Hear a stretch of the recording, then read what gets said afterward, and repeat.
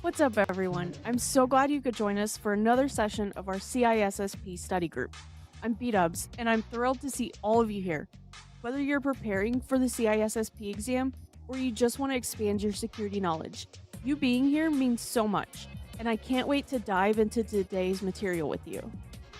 For those of you just joining us, we covered exam objectives 1.5 and 1.6 of Domain 1 in our previous session. Don't worry if you've missed any of our sessions. I've put together a playlist where you can catch up whenever you want. I'm sharing that link in chat now. Today we're focusing on two really critical areas: business continuity and personnel security. Think about it. What good is all the fancy security if your business can't keep running after a disruption? Or if the people inside your organization are the biggest threat? Exactly. That's why these objectives are so important. This session will focus on our next two objectives. 1.7, identify, analyze, assess, prioritize, and implement business continuity requirements. And 1.8, contribute to and enforce personnel security policies and procedures. Also remember that security controls aren't free, especially when we talk about personnel security. We need to think about cost effectiveness. We need to find the right balance. Robust security without breaking the bank or hindering productivity. We need to consider the cost of implementing controls versus the potential cost of security incidents. And this isn't just about exam prep. We're focused on real-world security concepts that you can apply in real life. So let's get started. First up, Objective 1.7, identify, analyze, assess, prioritize, and implement business continuity requirements. So what is business continuity? In a nutshell, business continuity is about making sure your organization can keep operating, keep doing what it does best, both during and after any kind of disruption. Think about it as keeping the lights on, even when things go wrong. Disruptions, we're talking about anything that could knock your business off course. It could be a natural disaster, like a hurricane or earthquake, a cyber attack, a system failure, even something as simple as a power outage. Business continuity is the plan for dealing with all of that. And the first really crucial step in business continuity, it's something called the Business Impact Analysis, or BIA. Think of the BIA as your organization's disaster detective. It's all about figuring out what are the most critical parts of your business. What are the things you absolutely have to keep running? What would be the impact if those critical parts went down? Financially, reputationally, operationally. The business impact analysis helps us understand the consequences of a disaster. It's not just about the tech failing, it's about what that failure means to the business. This analysis helps us prioritize. What do we need to recover first? What can wait a little longer? Think about it like this. If you're in a hospital, your emergency room is way more critical than, say, your gift shop. The business impact analysis helps you figure out these priorities in a systematic way. And to really understand these consequences, the business impact analysis process involves something called interdependency mapping. This is incredibly important. Interdependency mapping means visually or systematically charting out how different parts of your organization rely on each other. Your applications depend on your systems. Processes rely on your applications, and so on. Think of it like creating a relationship diagram of your critical business functions. But it doesn't stop there. We also map dependencies outside our organization, our reliance on suppliers, vendors, and other third parties. Who provides our internet? Who supplies our key components? Who handles our payroll? This map helps us see the ripple effect if one critical element fails. If our payment system goes down, what other systems and processes are impacted? If a key supplier can't deliver, how does that affect our production? Understanding these connections is crucial for effective recovery planning. Now, when we talk about business impact analysis, there's a few key metrics we need to understand. These are the language of business continuity, and you really need to get familiar with these. RTO, that's your recovery time objective. This is how long it takes to restore a system or function after a disruption. Think of it as the target time to get things back up and running. For your payment system, with an RTO of 2 hours, that means we absolutely must have to get that system back online within 2 hours of it going down. That's a really tight timeline. RPO is your recovery point objective. This is about data. How much data are you willing to lose in a disaster? Let's say your RPO is 1 hour. That means in the worst case scenario, you're only willing to lose up to 1 hour's worth of data. So your backups and recovery processes need to be set up to minimize data loss within that 1 hour window. MTD is your maximum tolerable downtime.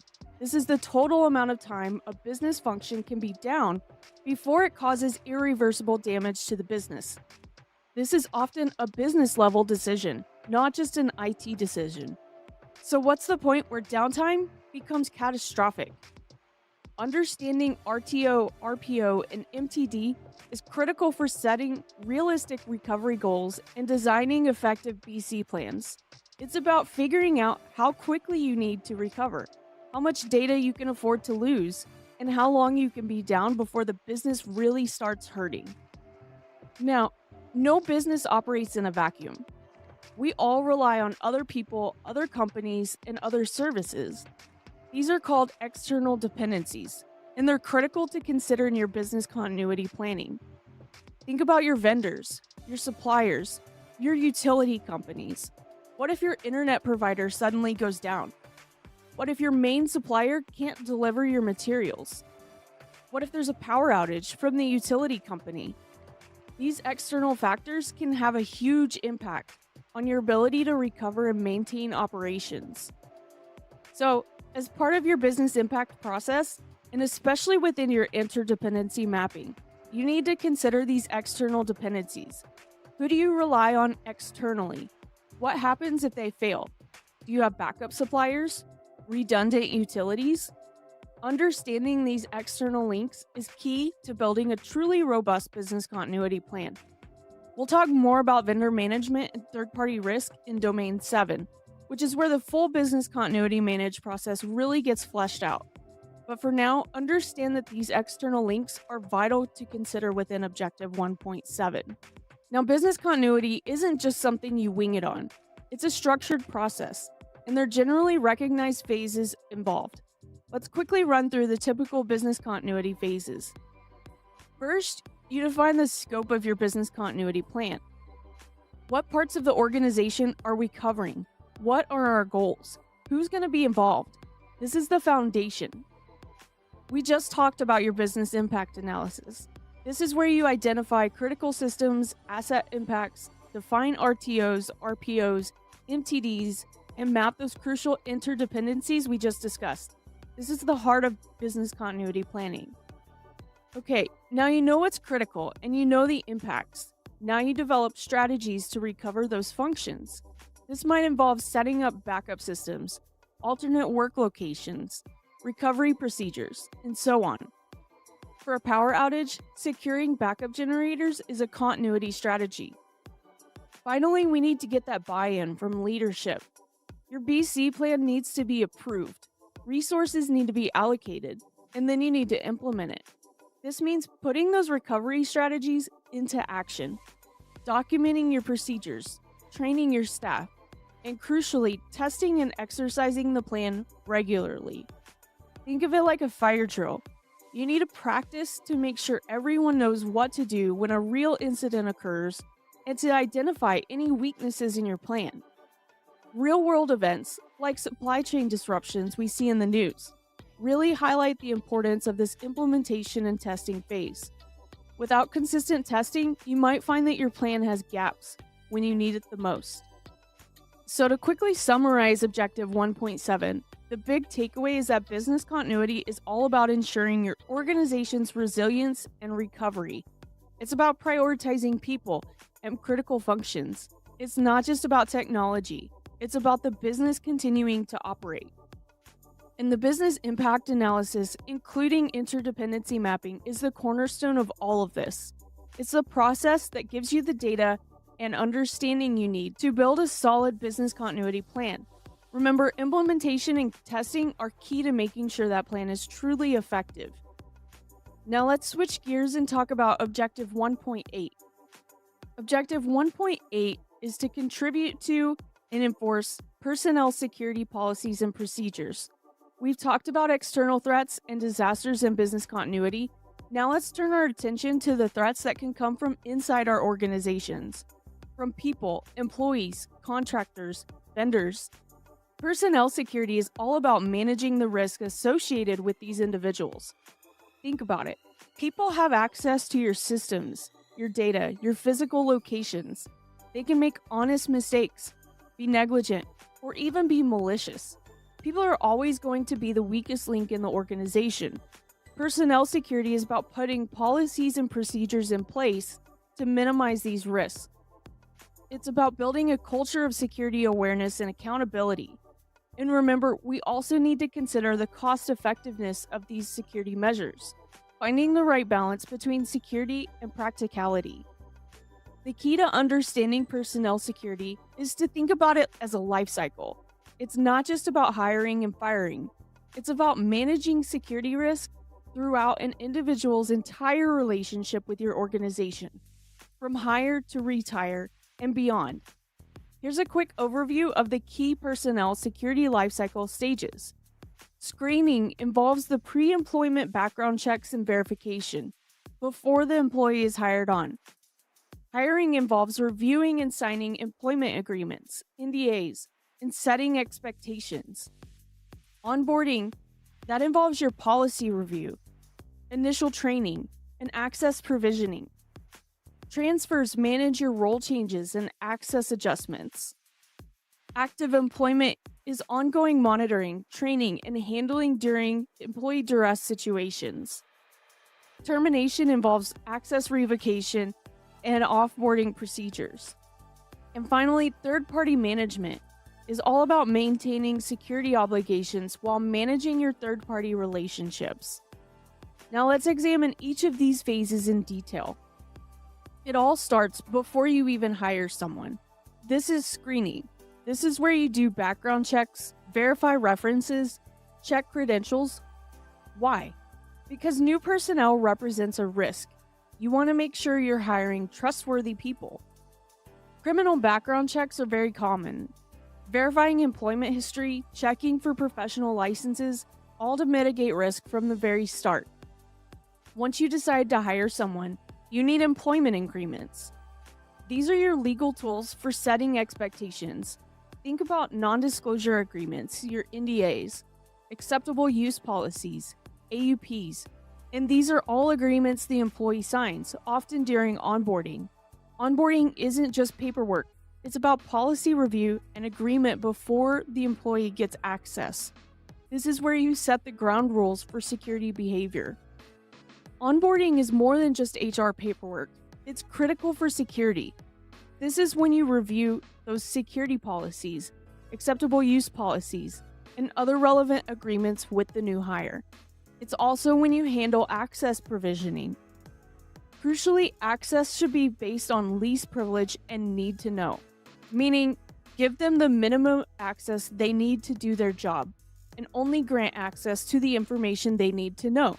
Nothing more. This minimizes any potential damage if their account is compromised or if they go rogue. People move around within organizations. They change roles. They get promoted. They move departments. When this happens, their access needs to be adjusted. If someone moves to a new role, their old access may no longer be necessary, and they might need different access for their new responsibilities. Don't forget to adjust access when roles change. It's a common oversight, but a critical security control. During active employment, organizations need to continuously monitor employee behavior and compliance with security policies. This phase includes regular security assessments, ongoing training, and watching for potential security risks. One critical aspect to consider is employee duress. Situations where an employee might be forced to act against policy under threat.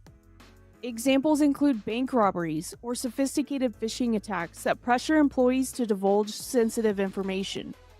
Personnel security policies should outline procedures for handling these duress situations, including training employees to recognize threats and use pre-established code words to signal for help without escalating that situation. And then eventually employees leave, either voluntarily or involuntarily. Termination or offboarding is a huge security risk point. You need timely removal of access to all systems and physical locations. Think about deactivating accounts, taking back badges, and so on. Crucially, involuntary terminations are a much higher risk than voluntary ones. Why? Because a terminated employee might be disgruntled or hostile. For involuntary terminations, you might even need physical security present to escort them out, just to prevent any incidents.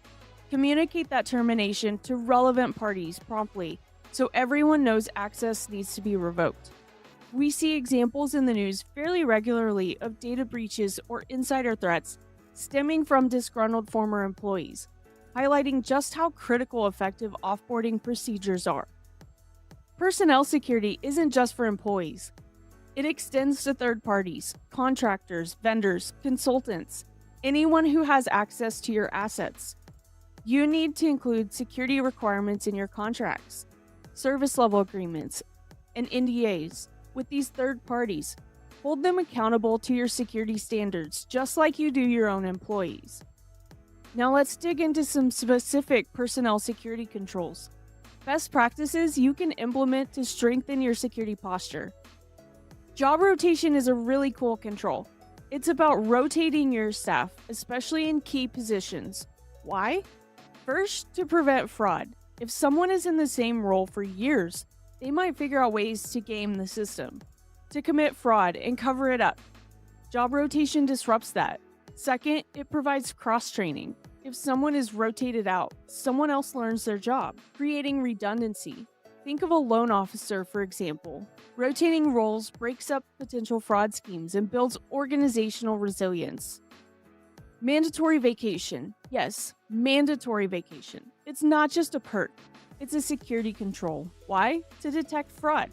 When someone goes on vacation, someone else might temporarily step into their role. This new person might uncover suspicious activity or fraud that was happening while the original employee was in place. It forces a fresh look at processes and can expose hidden issues. Separation of duties is critical for fraud prevention. It means requiring more than one person to complete critical tasks. Think of an accounts payable example. One person enters your vendor info, another person approves the payment. No single person has complete control, reducing the risk of fraud or errors. Need to know and least privilege. We mentioned these earlier, but they're so important they're worth repeating. Least privilege gives employees only the minimum permissions they need. Need to know restricts that access to sensitive information only to those who require it to do their job. Use both of these principles together for all access decisions. Policies are really great on paper, but they're useless if they're not enforced. So how do we enforce personnel security policies? This really relates back to our last session. Policies are primary. Policies are the foundation. Company security policies, acceptable use policies, ethical guidelines, these are all the documents that set the rules and expectations. They need to align with organizational goals and be clearly communicated. For both employees and third parties, contracts and agreements are your enforcement tools. Non-disclosure agreements and non-compete agreements, vendor contracts, SLAs. These are legally binding documents that outline security responsibilities and consequences for non-compliance. To monitor compliance, use Attestation and Audit. Attestation is basically like a formal check-in, where employees or vendors periodically attest or confirm in writing that they're adhering to the security policies and controls. Then audits are independent reviews to verify compliance. Audits can be internal or external and help you verify that policies are being followed in practice and identify any gaps or areas needing improvement. Enforcement starts at hiring. It continues throughout the employment. including handling those employee duress situations. And it extends to when someone leaves the organization and even beyond. Think NDAs extending past employment. It's a constant process of policy, contract, and monitoring to ensure personnel security. So let's wrap up Objective 1.8. The main takeaway is that effective personnel security reduces your insider threats. It's about a comprehensive lifecycle approach, from vetting candidates to offboarding departing personnel and managing your third-party risk. It's about using policies, procedures, and controls to manage the human element of security and create a more secure environment, all while being mindful of cost effectiveness. We've covered a lot today. We walked through CISSP Domain 1, Objectives 1.7 and 1.8, Business Continuity and Personnel Security. Remember, these aren't just exam topics. They're fundamental security practices used in the real world. Business continuity in 1.7 is about organizational resilience, driven by the business impact analysis, and understanding key metrics like RTO, RPO, and MTD, being structured phases, external dependencies, interdependency mapping within BIA. And don't forget the critical step of implementation and testing. Personnel security in 1.8 is about managing insider threats through a lifecycle approach, screening, hiring, onboarding, managing, including employee duress considerations, and offboarding personnel and third parties. Key controls include job rotation, mandatory vacation, separation of duties, and strong enforcement of policies through contracts, attestation and audit, and keeping cost effectiveness in mind. Mastering these objectives is crucial for the CISSP exam and for becoming a well-rounded security professional. Keep studying, keep practicing, and you'll nail it. And that concludes our deep dive into Objectives 1.7 and 1.8. I know we've covered a lot, and it's completely fine to take your time with it. These recordings stay up permanently on YouTube, and I'm adding chapter markers to make navigation easier, so you can revisit specific topics whenever you need. Remember, success here isn't about memorizing every detail. It's about grasping the core concepts and understanding how they work in real-world situations. Always keep that management-level perspective in mind. Now, let's get to the best part. Let's head over to our Study GRC Discord server for the after party.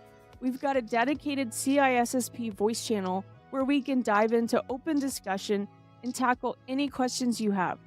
Trust me, you won't want to skip this. If you haven't joined our Discord yet, it's no problem. Head over to cissp.brittwhite.io to get the link. Just remember to snag that CISSP role when you join. It'll give you access to all of our specialized channels. Mark your calendars for our next session on Tuesday, March 18th at 6 p.m. Central US time. That's when we'll complete our journey through Domain 1, Security and Risk Management, with the remaining objectives. Thanks for being here today. I'll see you all in Discord.